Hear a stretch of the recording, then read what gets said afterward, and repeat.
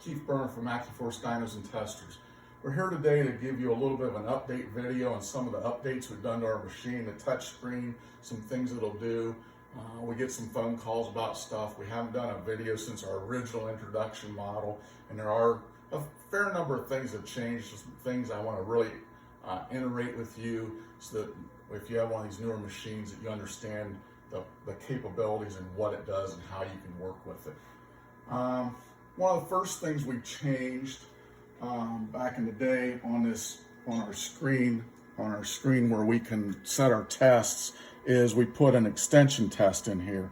Most machines have it, but not all of them. So like on this particular shock, I'm doing a right rear. I'm starting at our 20 inches. I'm going to compress it to 18 inches with 2 inches.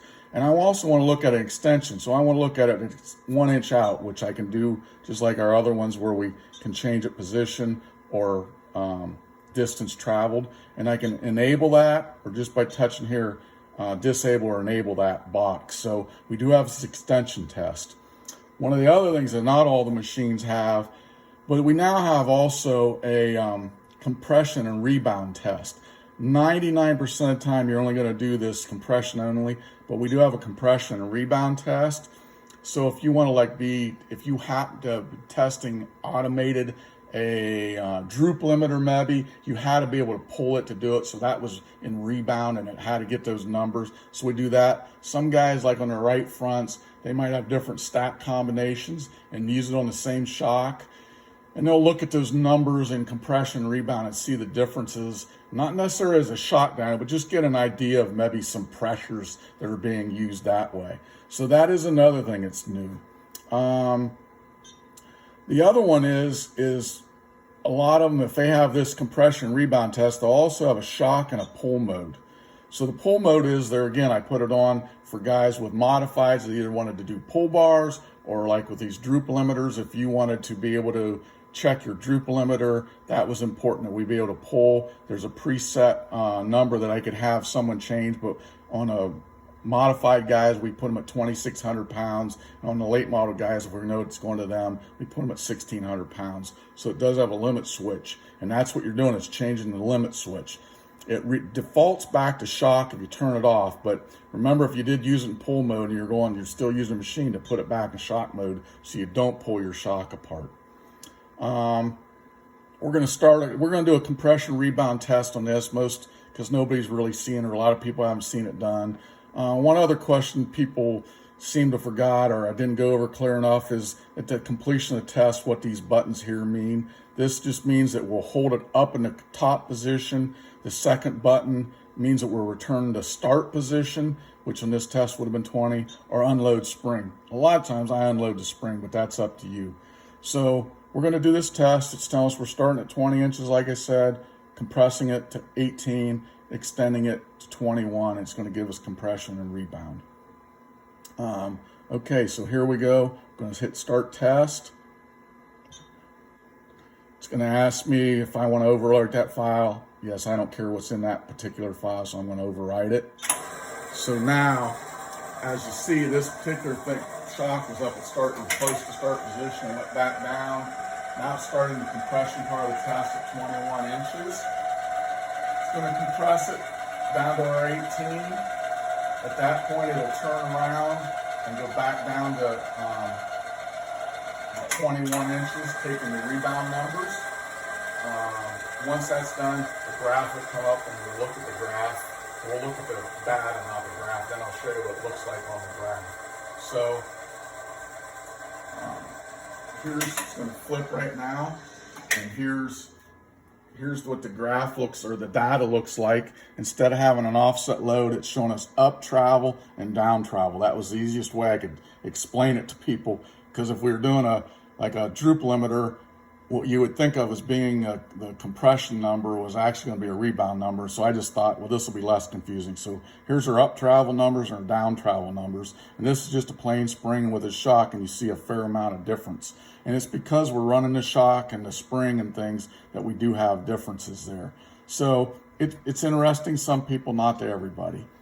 One of the other things I really want to iterate on this is right now, if we look at this description box, you can see it's kind of yellow. It's not the green like above it.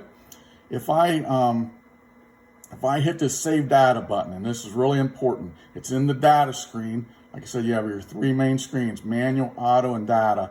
And this Save Data is, if I hit that button, that's going to turn green. So, as you saw, it just turned green. That means that anything we've done here now is saved to this touch screen. So like even if I would have changed that test back where I put the perimeters of this test in and would have shut the machine right off, it wouldn't have saved it. Because if you'd have came into this data box and this box wasn't green, it takes about 5 minutes for this thing to just automatically save its data. But if I hit that button, it saved it. Now the other one, we have had a few of these touch screens go down and crash on us.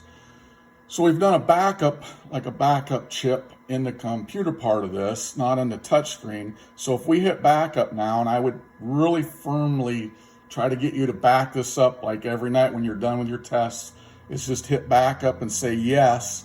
It will back it up to that chip. I'm not going to do it now because it takes about a minute. So I'm going to say no now, but save data and then hit yes before you shut this machine off every night. And that way, I'm going to show you how to get that information back. So that's really important that you know that in the data screen, before you shut the machine off at the end of the day, to hit save data and back it up. That way, if this screen ever locks up or whatever on you, hopefully we can get all your information back and you won't have lost a thing. The way you do that, I'm going to cheat it. I'm going to go back here to the auto. I'm going to hit the emergency stop, which doesn't shut anything off. You don't have to reboot or anything. It's good. And this is, of course, the screen. You can get to the screen by just shutting the machine off also. And we're going to go into setup. So if your machine ever didn't have, like you turned it on, and I'll show you that here in a second, and didn't have the, like it didn't have any position or pounds, both of them are going, didn't matter if you pulled, then you'll come into this setup screen or setup on the screen you first started with, and you hit this restore data button.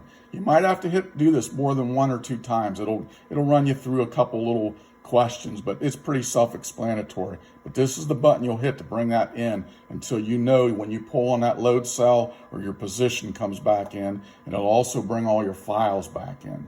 So it might take 2 or 3 times. Like what we've seen is sometimes it will just bring maybe the calibration back in, which means it would have the load and the position, and the next time you do it, it might bring the files back, or maybe it'll bring your tests back in. But it usually always brings all the information back, so you shouldn't have any trouble. So that's, to me, is something important for you to know and to be able to do. Like I said, here's your original screen. If you ever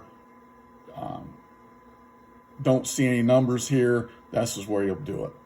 So that is probably some of the major updates that we've done, and I just wanted to show you those things, and so you'd have a little better idea about the shock and pull mode and compression rebound test, and also about backing your data up. Thank you very much for watching the video. Hope it'll help you.